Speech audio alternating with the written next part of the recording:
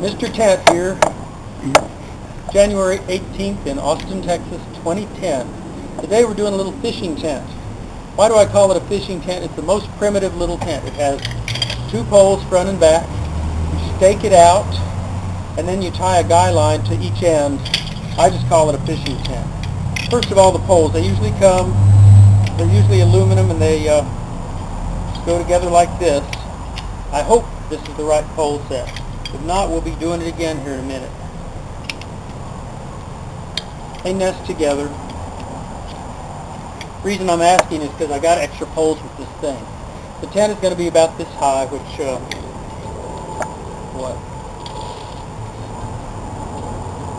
It's going to be about 42 inches, but you're not going to have 42 inches of headspace, but it's going to be tapered like this at the top.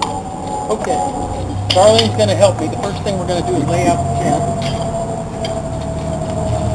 And you do need to stake this one out. Otherwise it won't stand up properly. So, if I rolled this up properly, the door should be here in my hand. Uh-oh, there's some stakes. But I don't know if I rolled this or not. No, I've got the back end. Darlene has the front end. Did you put that part in the camera? Go on ahead, stake yours down. Grab a corner, stake it. We'll concentrate on your end.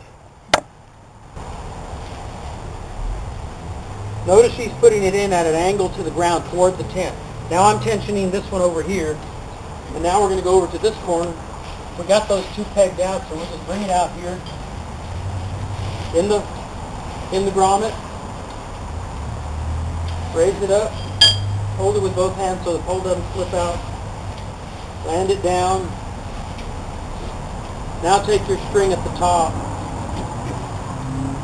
And here's the trick. Does it have a loop? Otherwise you're going to have to make a loop. Did you say you have more small strings? Yes. The small strings go here, and all they're supposed to do is hold out the tent like this. First thing you want to do is, if you get one of these little tents, is replace this string with something you can live with. Replace these little tin can pieces of garbage also.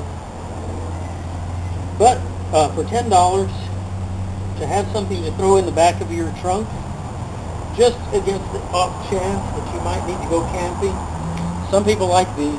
It's nothing but one thickness of nylon. As a matter of fact, I usually cut the triangles off, cut them along the seam, and it makes a great tarp. See this white guy line here? Do not use black. Always try to use white if you can. Darlene's wrestling with hers. She's got it out. I would probably guy it out farther so it stands up. Look at this one over here. See how that one's guyed out a little bit more? Doesn't really matter. We're looking at the back side. Can you open this window? Oh, it's probably on the other side. It's just a little flap. That's the only ventilation that you got on this tent. We're going to walk around and look at the front door. Darlene, see what we got here front door wise.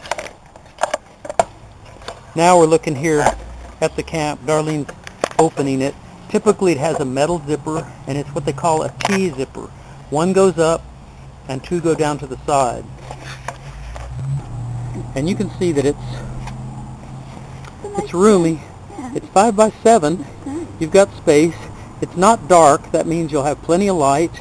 And it looks to be, how does it look inside? Does it look adequate? Yeah. Sometimes they're stinky. Sometimes they're smelly. I think this one in particular looks... Uh-oh, looks like she dropped it on me. Probably on purpose. Anyway, you can see, tension it up a little bit. See the sag here? You got to tension it up. And that's the trick of this thing. It always has to be under tension or it's going to fall on you.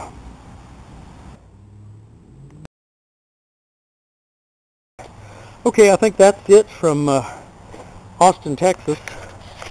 We're losing the light, but I did want to show you this little small 5 by 7 floor A-frame tent.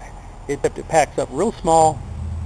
It's very cheap, and you can deploy it almost anywhere, and it'll protect you. Okay, that's it from Austin, Texas. Thanks a lot. Cut.